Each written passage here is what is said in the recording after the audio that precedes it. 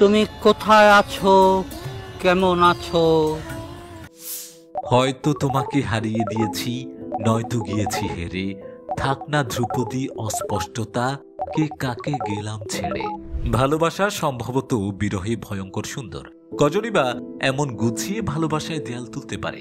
এমন সেই দেয়াল যে দেয়াল কোনো নারী ভাঙতে পারেননি। আমি না হয় ভালোবেসেই ভুল করেছি, নষ্ট ফুলের পরাগ মেখে 5 দুপুরের নির্জনতা খুন করেছি। কি আসে যায়, এক জীবনে কতটার কষ্ট হবে, এক মানবী কতটার কষ্ট দেবে। হেলাল হাফিজ 7 অক্টোবর 1948 থেকে 13 ডিসেম্বর 2024 একজন বাংলাদেশী আধুনিক কবি, প্রেমদ্রোহের কবি হিসেবে সুপরিচিত হাফিজ বিংশ শতাব্দীর শেষাংশে বিশেষ জনপ্রিয়তা অর্জন করেন। তার কবিতা সংকলন যে জলে আগুন জ্বলে 1986 সালে প্রকাশিত হওয়ার পর 33টিরও বেশি সংস্করণ প্রকাশিত হয়েছে। 26 বছর পর 2012 সালে আসে তার দ্বিতীয় কাব্যগ্রন্থ কবিতা 71। তার অন্যতম জনপ্রিয় কবিতা নিষিদ্ধ সম্পাদকীয় বাংলাদেশের ইতিহাসের সবচেয়ে বেশি পঠিত কাব্যগ্রন্থ। আজও যে জলে আগুন জ্বলে বইটি তিনি হৃদয়ে ক্ষত ধরে লিখেছিলেন। বইটির অধিকাংশ পংক্তি লাখো লাখো বাঙালি তরুণ তরুণীর মুখস্থ। কেন?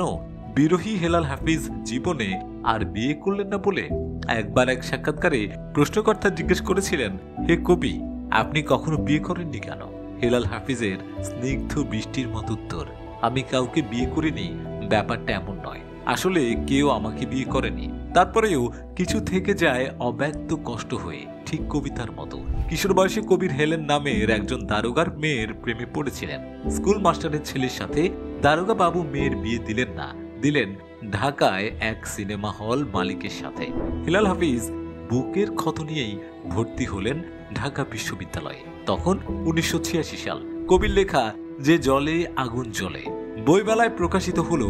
ঘটনাচক্রে এই বইটিকেই হেলেনের স্বামী মেলা থেকে কিনে স্ত্রীকে উপহার দিলেন। হেলেন বইটি পড়ে ধীরে ধীরে মানসিক স্বাস্থ্য হারিয়ে ফেললেন। স্বামীর সাথে ডিভোর্স হয়ে বাবার বাড়ি চলে আসলেন। এরপর থেকে হেলেনকে সেকলে বেঁধে রাখা হতো।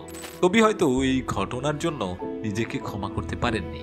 জীবনে আর কখনো কবিতার বই লিখেননি যেখানে কবির গুণমুগ্ধ লেখায় বাংলা ভাষা সমৃদ্ধ হতে পারত।